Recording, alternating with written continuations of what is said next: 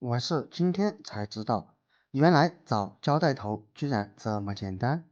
以后千万不要再直接用手抠了，因为那样胶带头非常的难以找到。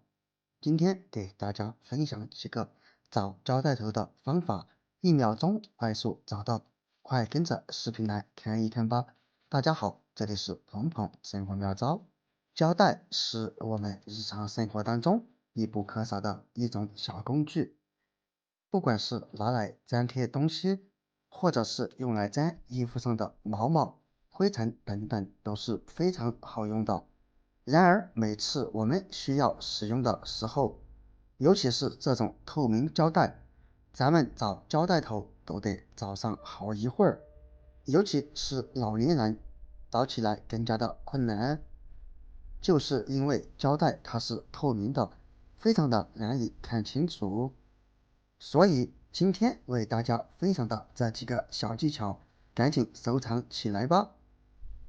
第一，我们找出一根牙签，因为牙签它特别的尖，我们可以将牙签的顶端放在胶带上，这样慢慢的旋转。如果旋转一圈没有找到，我们再反过来继续旋转。当你感觉到有一点点阻碍的时候，这里就是胶带头。这时候我们可以用牙签给它多戳上几下，胶带头看起来就越来越明显。然后我们只需要用手给它撕开就好了。通过这个方法就快速的找到胶带头了，并且我们用完之后，还可以将这一根牙签给它粘在胶带上。这样一来，我们下次在使用胶带的时候，立马就能找到胶带头，再也不会像平时一样找上好大一会儿都找不到胶带头了。并且除了用来做标记以外，我们用完胶带以后，还可以用牙签给它戳开，最后就可以将胶带给撕断了，非常的方便，非常的实用。不知道平时你有没有用过这个方法呢？是不是非常的好用，也非常的方便呢？第二，咱们每次用完胶带以后，我们给它撕开，最后我们可以将胶带头这里给它折上一小段。通过这种方法，放回的胶带布，它胶带头这里就不会再粘上去了。下次在使用的时候，1秒钟就可以看到胶带头的位置。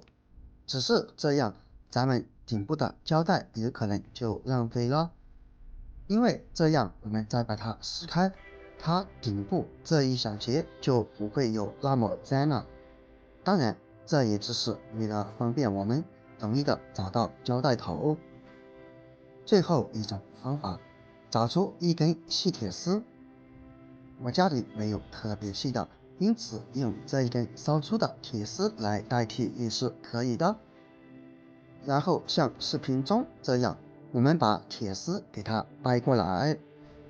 如果这样的铁丝你掰不动，建议使用手钳子来代替，直到将铁丝给它掰成一个这样的形状就可以了。接下来将多余的部分给它这样缠绕一圈，这样防止扎伤手，因为它特别的坚硬哦。当然，像边上这样的长铁丝，我们可以给它剪一点，但是不要剪太多，尽量给它留上一小段在上面，因为留上一小段有大大的用处哦。剪的时候建议将钳子给它稍微斜一点，这样剪出来的铁丝，它的顶部就会变得很尖。那么把铁丝剪成这样有什么用呢？朋友们一起来看看就知道了。像我们每次用胶带的时候，把胶带这样撕下来，用完之后，我们可以将铁丝这样给它包裹在里面。这样不仅方便我们下次直接找到胶带头，而且每当我们用完胶带以后，比如说我们用胶带粘过东西以后，身边没有任何工具来解开胶带，就可以用铁丝上面这一端，只需要在上面轻轻一戳，就能轻松的把胶带给撕开了，并且撕开胶带以后，我们再把胶带头的位置给它粘在铁丝上，以方便下次使用的时候快速找到胶带头哦。怎么样，朋友们，这个方法还不错吧？当然，用完之后一定要放在小孩子触碰不到的地方，因为剪下来的铁丝顶部它是非常的锋利，非常的坚硬哦。朋友们，关于如何快速找到胶带头，以上3种方法，你更偏向于哪一种呢？欢迎在评论区分享出来。如果你还有更多的好方法，也可以在评论区讨论哦。好了，今天的视频我们就分享到这里了。如果觉得方法还不错，那么就请用你发财的手给我点个赞吧。我们下个视频不见不散，拜拜。